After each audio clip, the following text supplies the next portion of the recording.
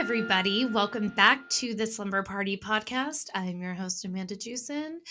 As you know, on this podcast, we do talk about baby sleep and child sleep a lot, but I also like to do a little combination of talking about things that matter to new parents. And as I tend to do, I've invited someone that I'm working with personally at the very moment to talk about our bodies. And I know this is I'm choosing my words very carefully because I have a lot of personal feelings about this. Karin Nordin is a PhD change psychology expert, which I really, really love, and founder of the Brain Body Alliance.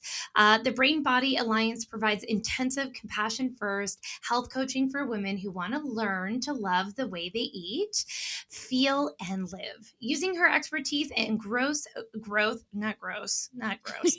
mindset, behavior change, and client communication, Karin helps her clients to adjust their eating patterns, create meaningful yet manageable routines and rituals, and transform their lives through compassion over criticism.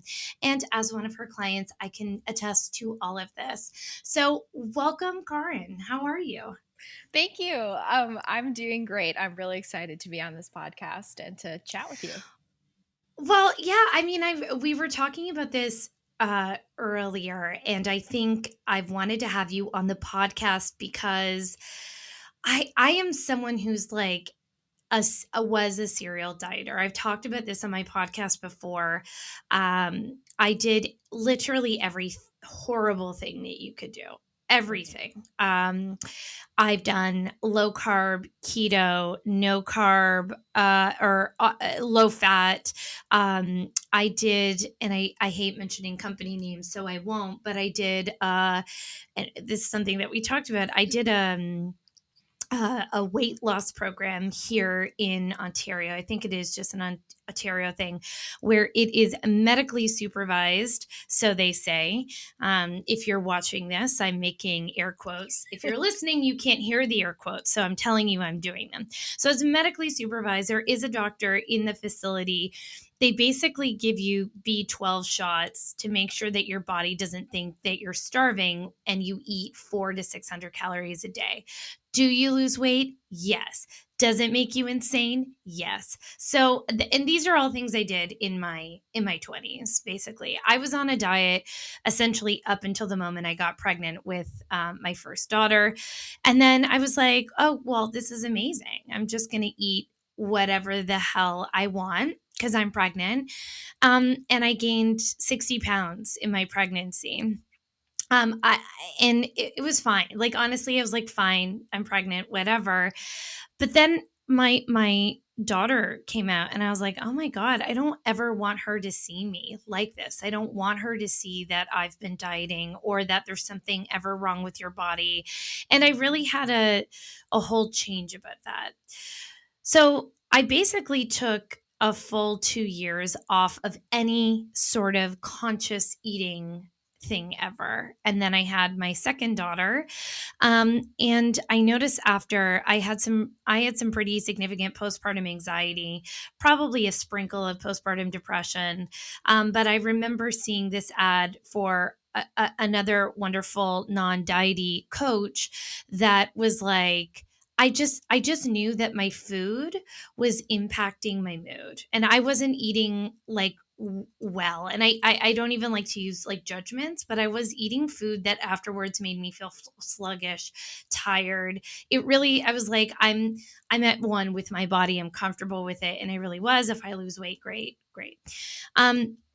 I ended up doing this whole thing for a year. I had lost a lot of weight, probably like 25 pounds, really slowly over the year. And it stuck. It stuck, and it was just like a way of thinking about food. I eat all the foods as I say. I don't ever restrict anything. And then, sorry, I'm giving everyone the background. I will let you talk, Karin, but I feel like this is important. I feel like this is the important thing. So then I was like, I am pretty earth conscious. I'm afraid about climate change and the environment. I use cloth diapers with my children, both of them. I do all the things, and so veganism was something that came up for me over and over about like an earth conscious decision. And last January, I really decided to take the plunge. And I didn't really think about it. Like I still ate all the foods, they were just vegan. And I didn't think of it as a diet. I didn't do it to lose weight. I didn't, it was just like, oh, like I had read this book called The Longevity Diet, which talks about how veganism can be a pathway to like living to 100, right? So, like, yeah, do I like the idea of living to 100? Yes. But beyond that, there was nothing like, I hope I have a beach body. I just want to be really clear that it was never a diety thing. So I had noticed that in, so where are we now? We started working together in November, right? Yeah. Yep. Yeah. So the original program that I had worked on was called Precision Nutrition, and I liked it. And I thought, like, okay, November, I just got to a point where I was uncomfortable in my body. I felt really sluggish again. I was doing weird diety shit. So I was like, I haven't talked about this like with anyone except like close friends. Um, I was eating a vegan diet during the week and I was binging on food on the weekend, which is a behavior that I haven't done in years. And I was like, something is wrong. Something is weird.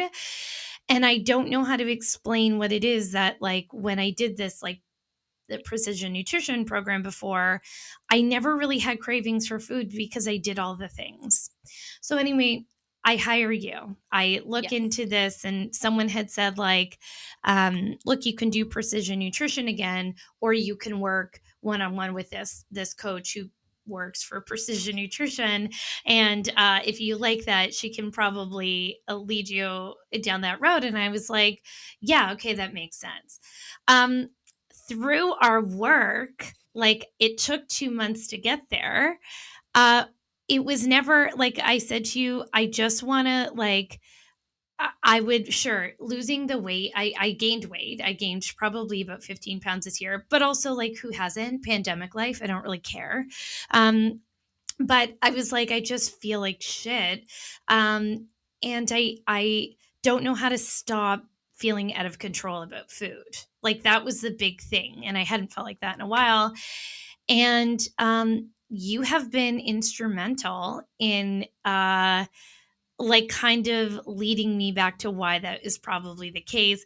First off, I remember being like, hey, I once did this diet, that medically supervised diet, where I ate 400 to 600 calories a day, and then when I stopped doing the diet, I was totally out of control with my food. It's kind of how I'm feeling now. And you were like, okay, let's pause. That's a trauma. That's a food trauma that can't, I didn't know that. That's pretty significant. Um, anyway, I guess I want to kind of like, we don't have to talk about me specifically, but I would like to share what you do because I think that I don't think that anyone needs to lose weight. I really reject the idea of like bounce back culture after you have a baby, like get back into your jeans or bounce back. It's like you grew a child in your body, and I don't know that you'll ever go back.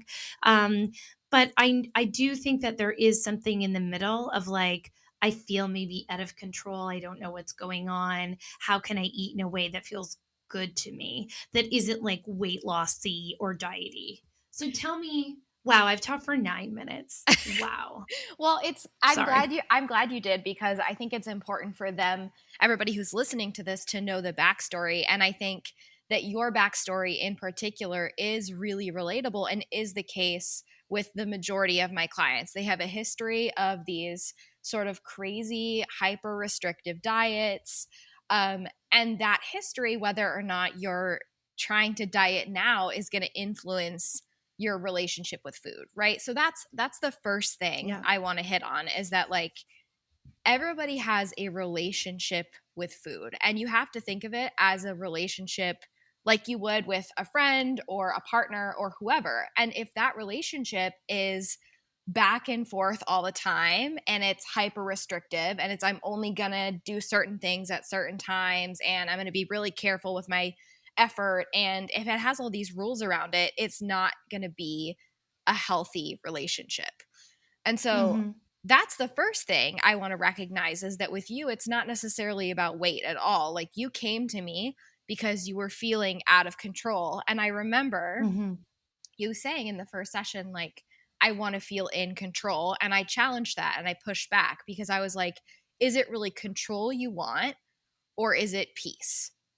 Right? Mhm. Because for Yeah. most people, it's not that you want to feel in control around food, like you're hyper, careful about what you put in your mouth. It's that you want to be able to like go into a social setting or like have a night off where you're out to dinner and feel at peace.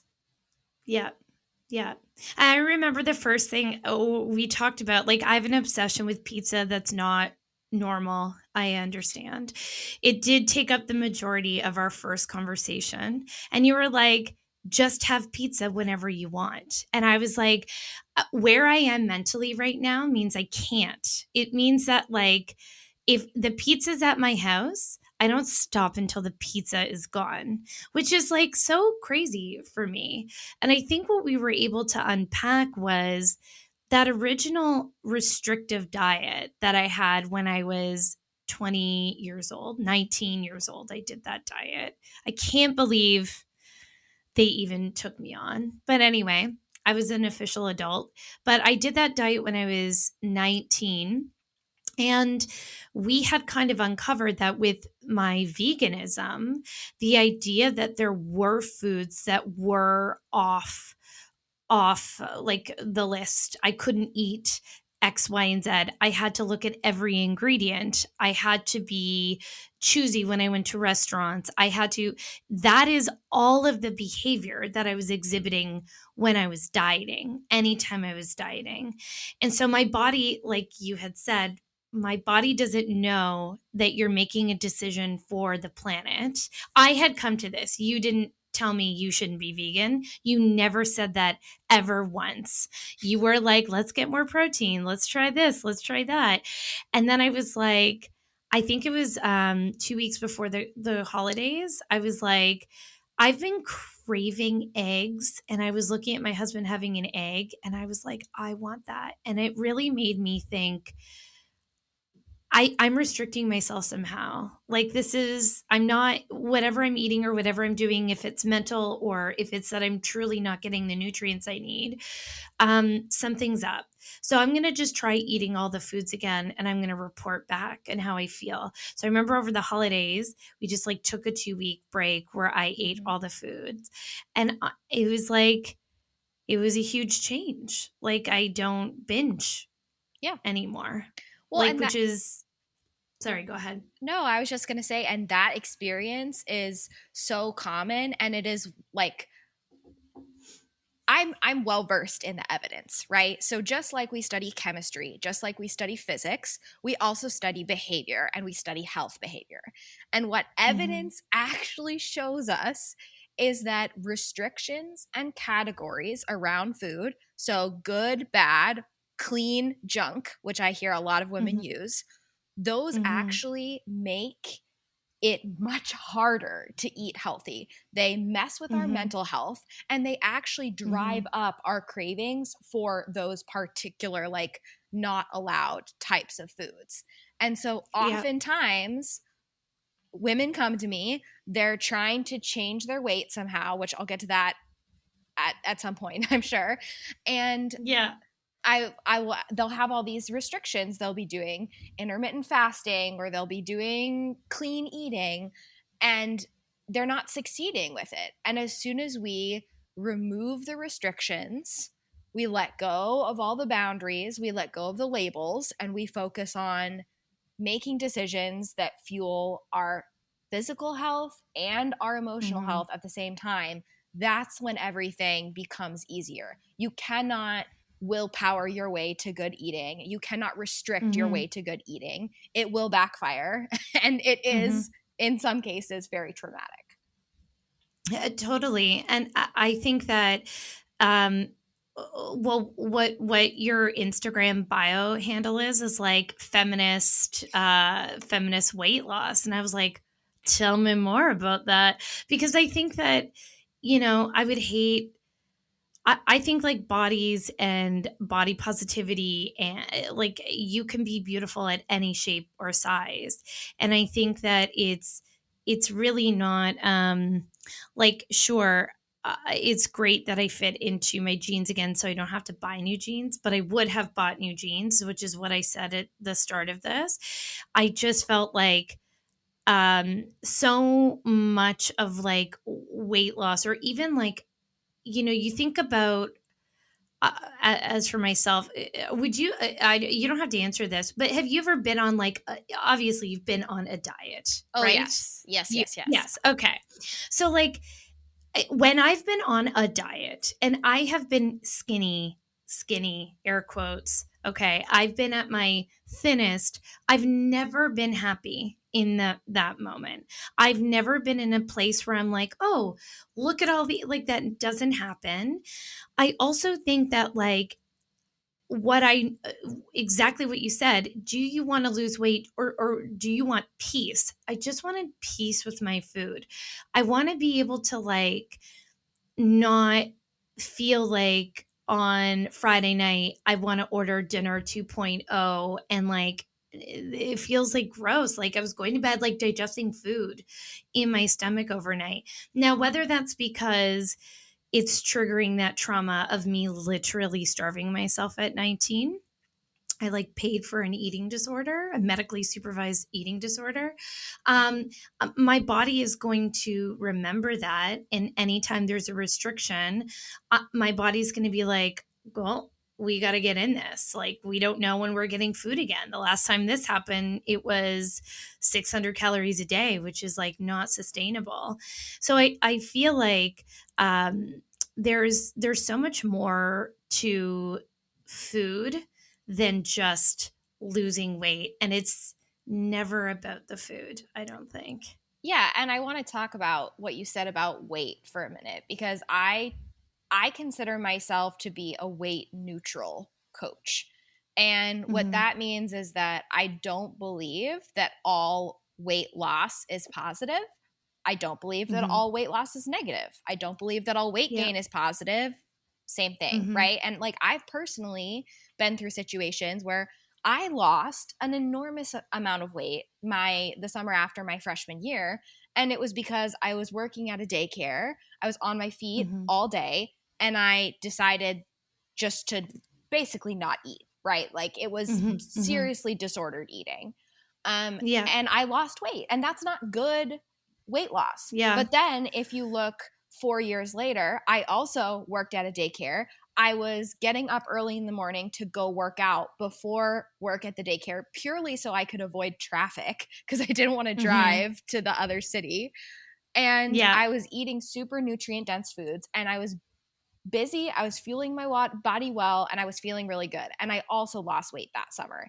And if you look Yeah. at those two situations, both same outcome, two totally different mentalities, two totally Yeah. different situations. And so that's Yeah. why I think weight is neutral, and I don't think we Yes. should ever tell anybody that they have to lose weight for any reason.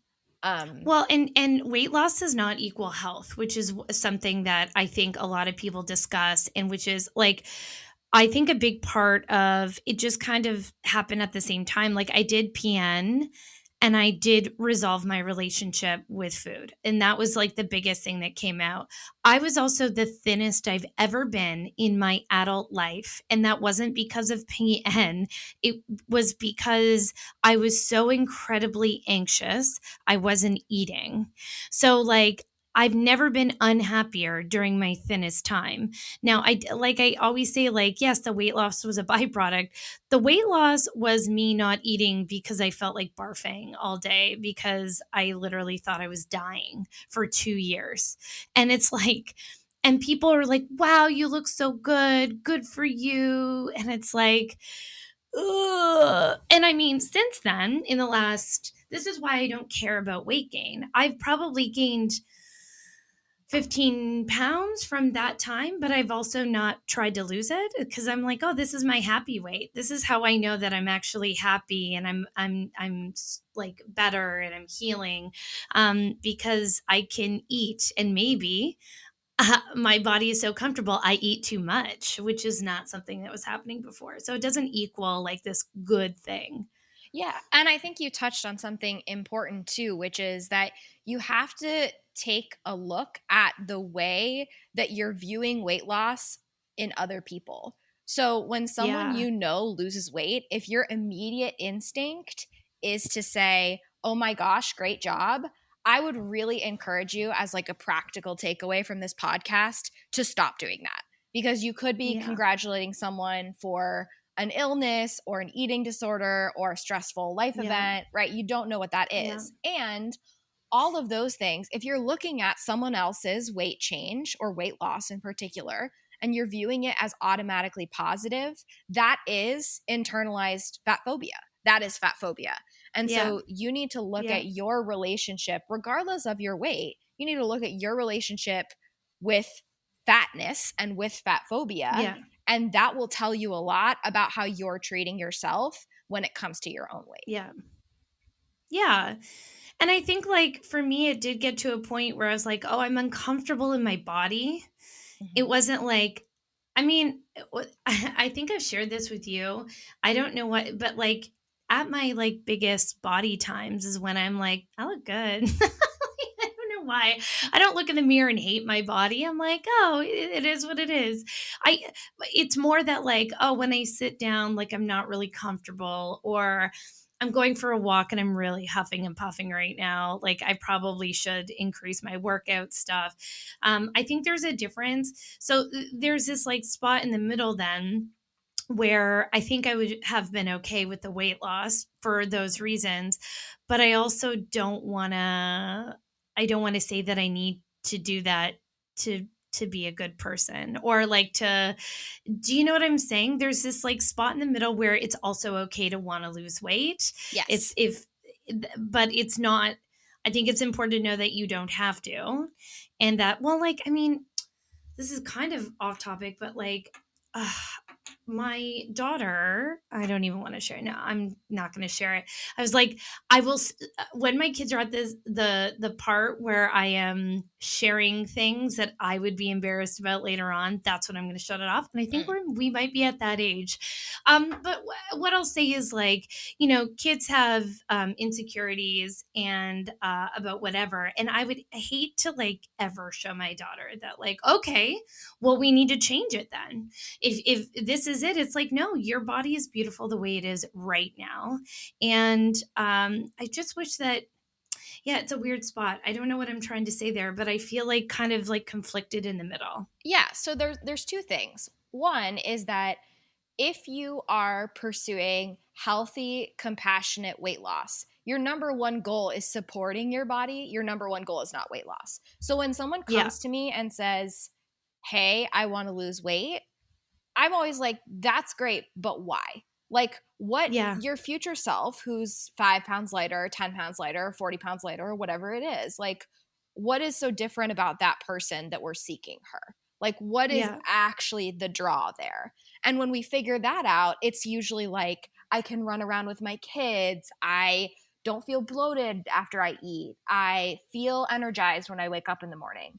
And all of those outcomes we create by making healthy choices, by adding more Yeah. fruits and vegetables, by eating more protein, by adding a walk, not by deprivation, not by restriction, not by taking away entire food groups. And so when you do it in that way, it's really positive. And I want to say one more thing before I know you have something to say, but that is that No, I I always have something to say. no, I mean, I grew up with a mom who was really aware of food. And I Mhm. mean, I can tell you the caloric content of anything.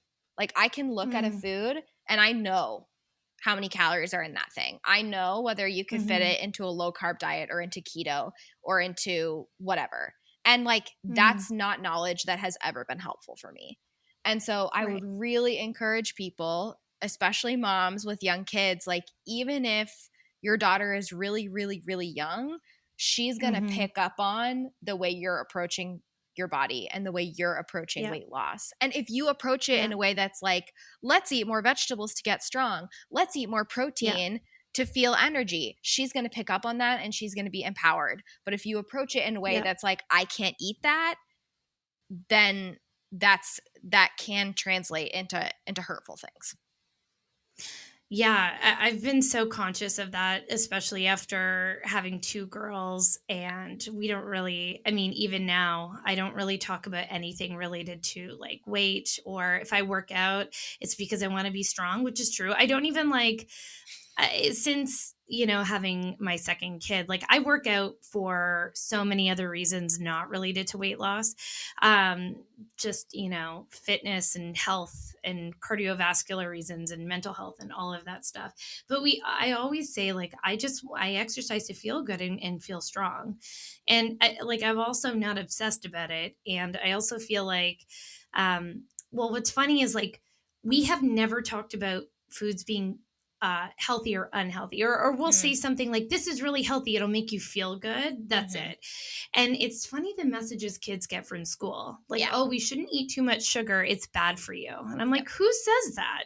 Like, food is food. And what we've really got to the point of is, some may disagree with this, we definitely have taken away candy and sugar from our kids because they can't help themselves. But a lot of the time we say, like, if you eat all of that candy, you're going to feel sick, which is true, Yeah. which always happens. So in the end, they'll be like, no, I won't. No, no, it's just because we're done eating it. And we're like, yes, we know because of that. But now they'll be like, ooh, we don't really want to eat all that much because we will feel sick after. We always let them have whatever they want. I mean, because I don't want to ever feed them the lesson that foods are bad or good and that you have to make all of these changes.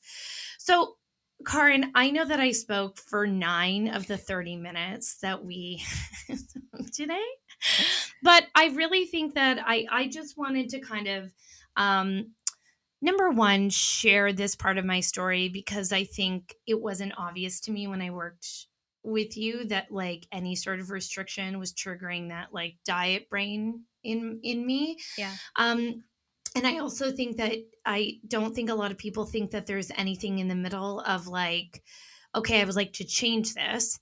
Do I have to do keto? Do I have to do intermittent fasting? Like, no, you can do something really, really, really, really balanced. And I've loved working with you. So, how can people find you if they want to, if they can get Yes. in with you on Yes. this? They can absolutely find me. My Instagram handle is just my name. So it's Karin Nordin PHD. I believe that will be in the show notes. Hmm. So I do two things right now on the nutrition side of things. I also work as a curriculum consultant. So that's how we were actually eventually connected because I write for Precision Nutrition's curriculum team. I help them on the health behavior Right. change side of things. Um, but if you want to get a hold of me, you can find me on Instagram. All of the links are there. And I do private individual coaching, which currently is totally booked. So I have a group program called the Body Brain Alliance cohort. It's an 8-week group program, and we go through all of the basic nutrition information so you can be really empowered with the science. But we also go through mental techniques, things like routine forming, things like brain what I call brain modeling. So, like adjusting your thoughts in a different way, cognitive behavioral techniques for adjusting your relationship with food, all of that stuff, and kind of a fast paced 8-week group slash course situation. So, that link, the waitlist link for the next opening of Body Brain Alliance is always in my bio. And then I will also mention I do have a free Facebook group. It's called New Year Mm. No Bullshit. And every month, everyone in the Yay. group sets, yeah, we set like 2 or 3 monthly habits, just little things.